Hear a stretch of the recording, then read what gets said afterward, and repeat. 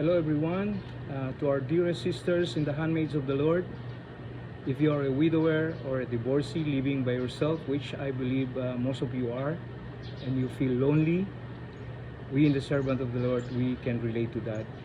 I'm singing a song dedicated to you all to assure you God loves you. Jesus loves you. Jesus cares for you. He loves you unconditionally. He said in Jeremiah 31 verse 3, I have loved you with an everlasting love. Therefore, I have continued my faithfulness to you. I'd like to share a song to you.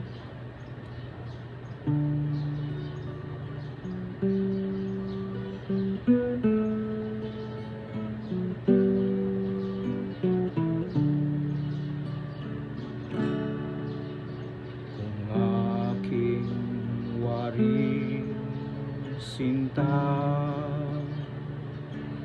ang naghihintay na ibigin ka,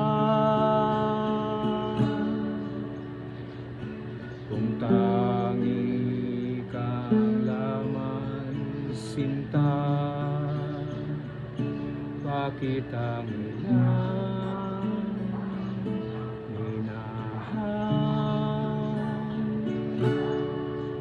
ikaw lang ang tunay at siyang dahilan ng aking kaligayahan.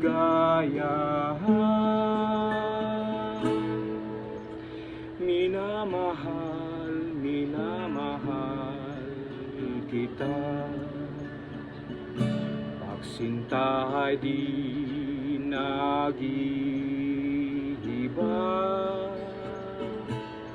Hindi mo ba nadarama, sinta? Bawat kilos ko'y pangarap ka. Minamahal, minamahal kita. At nasa iyo ang tanging pag-asa. Asahan mo dalangin ko tuwina. Minamahal, minamahal kita.